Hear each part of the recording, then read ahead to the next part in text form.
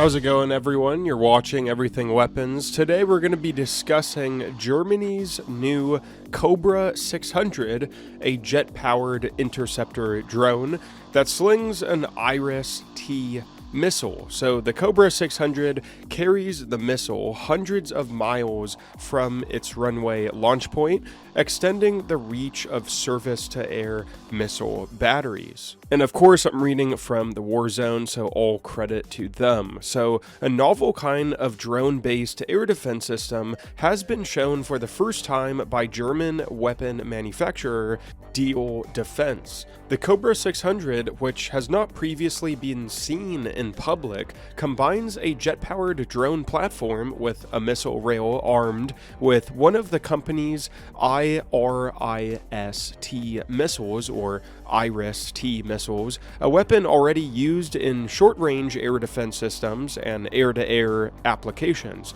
The new system immediately recalls recent Russian developments, which add short-range air defense missiles to its versions of the Shahed 136 long-range one-way attack drone, known locally as the GRAN. Cobra 600 is being presented at the ILA Berlin Air Show, taking place this week in the Berlin capital. The Cobra 600 is also known as the Airborne Launching and Attack System, and the program was launched last year. The concept behind the Cobra 600 is that of a missile taxi, in which the drone platform carries the Iris-T missile over a considerable distance, all the while the drone is meshed with a ground-based air defense system. Typically, this would be one of Diehl's Iris-T SLM or Iris-T SLS systems. Of these, the Iris-T SLS employs the same missile as the air-to-air variant, and therefore the same missile as the Cobra 600. The physical interface between the drone and the missile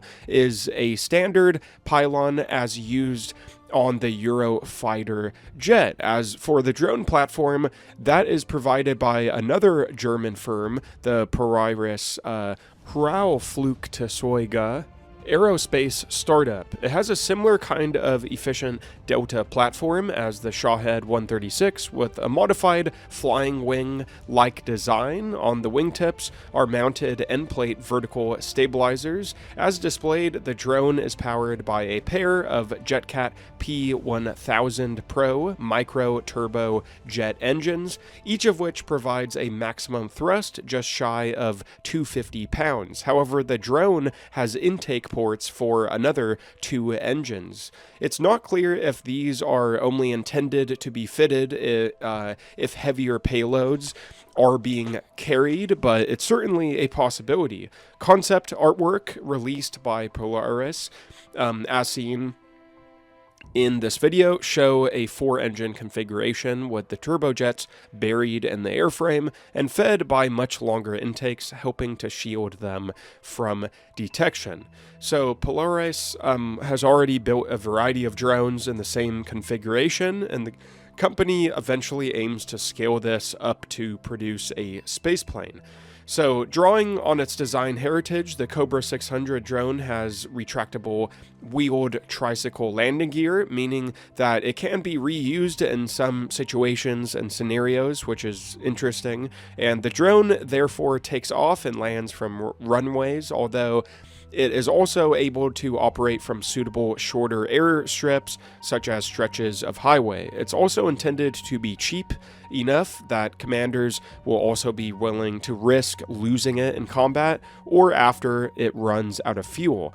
The concept of operations has the Cobra 600 serving as an adjacent as an adjunct to a ground-based air defense system, extending its range considerably. With the missile fitted, the Cobra 600 has a range of about 250 miles, almost 300 miles. This compares to around 25 miles for the ground launch missile using in the IRIS-T SLM, or approximately 8 miles for the missile used in the SLS IRIS-T. As such, the Cobra 600 has the potential to turn the ground-based IRIS-T into something a little closer to a long-range surface-to-air missile in terms of the distance it can cover.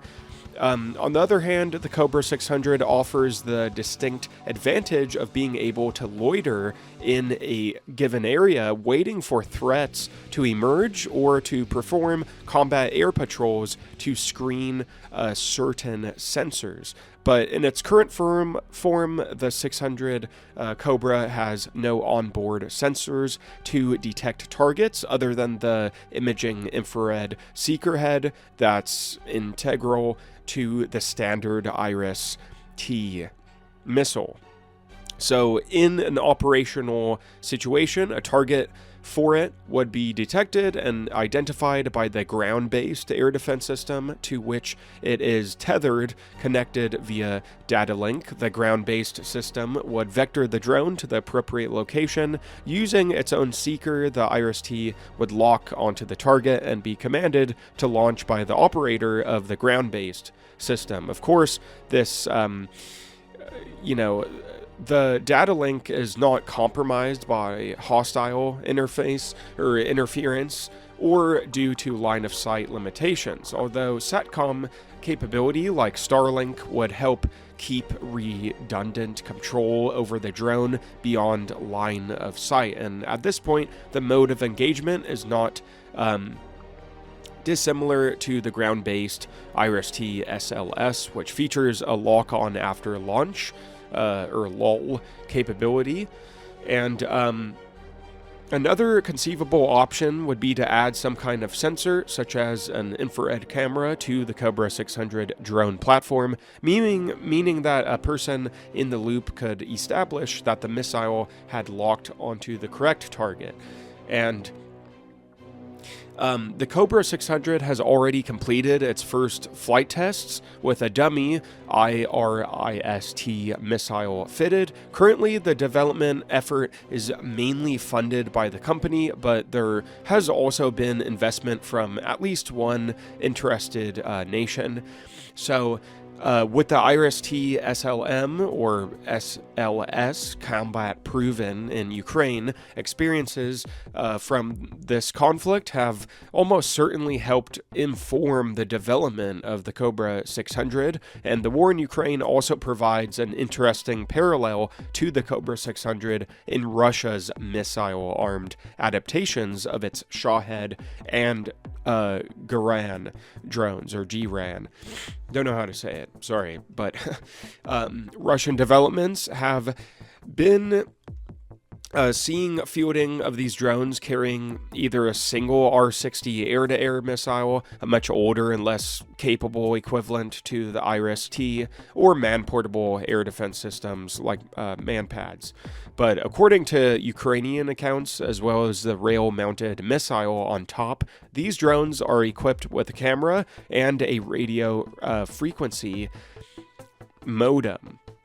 However, the concept of operations for the missile-armed Russian drones is very different. And it should be noted that there are other previous precedents for arming drones with air-to-air missiles. In at least one instance from 2002, a U.S. Air Force MQ-1 Predator drone fired a Stinger heat-seeking anti-air missile and at an Iraqi MiG-25 Foxbat fighter that was trying to shoot it down, which can be seen in a video, actually. And the Cobra 600 reflects a broader shift in air defense thinking driven by the lessons of recent conflicts, such as Ukraine and Middle East, where persistent drone threats as well as cruise missiles have exposed the limitations of traditional ground-based air defense architectures. And by combining the endurance and flexibility of a drone with the proven off-the-shelf Iris-T Interceptor, the Cobra 600 offers a potentially cost-effective way to extend defensive coverage over greater distances and to put shooters into contested areas that crewed systems would not be able to venture.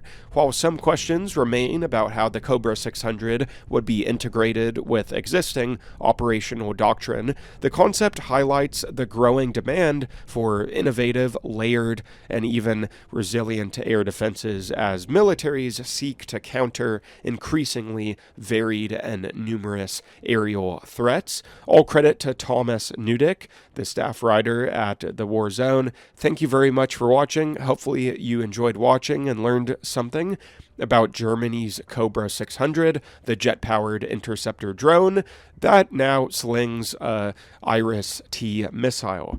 Drop a like, a thumbs up is greatly appreciated, subscribe, make sure you ring the bell, that way you don't miss a video, and check out my older videos on the channel. And once again, you've been watching Everything Weapons. Type us a comment down below, and we will see you in the next video. Peace.